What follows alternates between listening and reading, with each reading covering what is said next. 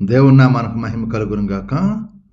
అందరూ బాగున్నారమ్మా. దేవాదేవుడు మరొక నూతన దినం దయచేసిన దేవాదిన వందనాలు చెల్చుకుంటూ ఈ దినపు వాగ్దానం ధ్యానించుకుని ప్రార్థన చేసుకుని మన పనులు ప్రారంభించుకుందాం.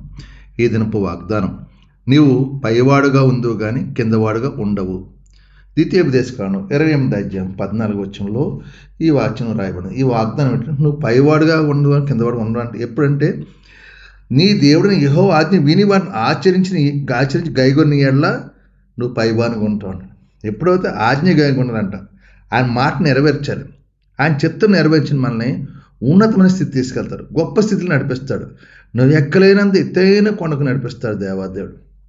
అందుకే నువ్వు పైవాడుగా ఉంటావు కానీ కిందవాడుగా ఉండవు. ఎప్పుడైతే ఆజ్ఞ గైగొంటావో, ఆయన చిత్తం నెరవేరుస్తావో, మన జీవితంలో గొప్ప గొప్ప కార్యాలు జరిగిస్తాయి. ఎందుకంటే లోబడతాం కాబట్టి, దేవుని మాట లోబడాలి, దేవుని ఇష్టం నెరవేర్చాలి. దేవుని మాటకి కట్టుబడి ఉంటే దేవుడు మనని గొప్పవాళ్ళుగా ఉన్నతమైన స్థితి, నువ్వు వెళ్ళే ప్రతి పనిలోను, నీ కుటుంబంలోను, నువ్వు చేసే ప్రయత్నాలన్నింటిలో దేవుడు తోడుకుంటాడు. ఎక్కడికి వెళ్ళినా నీకు జయాన్ని విజయాన్ని దయచేస్తాడు. కాబట్టి ఈ దినాన్ని వాగ్దానం, సహోదరుడు సహోదరి, నువ్వు పైబాడుగా ఉండాలంటే ఆయన ఆజ్ఞగా నీ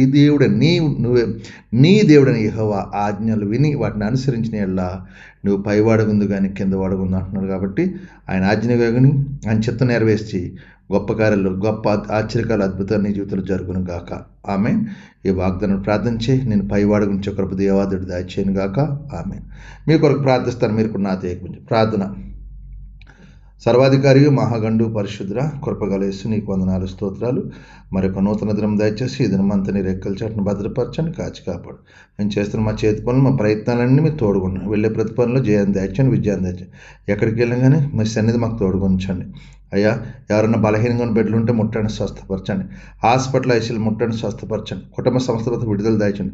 అప్పులు బంధకాలను విడిపించి, తాగుడు వ్యసనాలు దూరపరిచి, యవన కుమారులు కుమార్ తల్లిదండ్రులు లోబడి కృప దయచండి. చదువుకుని కాలం మంచి ఉద్యోగాలు దయచండి. చేతబడి చెల్లెకి మనసు విడుదల దయచండి. ఈ దినం పుట్టినరోజు, పెళ్లి రోజు జరుపుకుంటున్నాం, దీవించండి, ఆశ్రయించి కృప చూపించమని ఈ దినమంతా నీ సన్నిధి మాకు తోడుగుంచి మీ కృపలో భద్రపరిచి కాచి కాపాడమని, మీకే మహిమా ఘనత ప్రభావం పొందుకోమని యేసు పరిశుద్ధ నామమున అడుగుతున్నాను తండ్రి. ఆమేన్. అందరికి వందనాలు. దేవుడు దీవించును గాక. ఆమేన్. ప్రభువు నామంలో ఈ వీడియో వీక్షించిన ప్రతి ఒక్కరికి జీసస్ స్వస్థత ప్రార్థనా మందిరం వారి ప్రత్యేక వందనాలు తెలియజేసుకుంటున్నాము. మరి ఇంకెన్నో సందేశాలు, వీడియోలు, సంఘ కార్యక్రమాలు మీకు అందుబాటులోకి రావడానికి పక్కనే ఉన్న సబ్స్క్రైబ్ బటన్ని ప్రెస్ చేసి బెల్ ఐకాన్ని కూడా ప్రెస్ చేయాల్సిందిగా కోరుకుంటున్నామండి.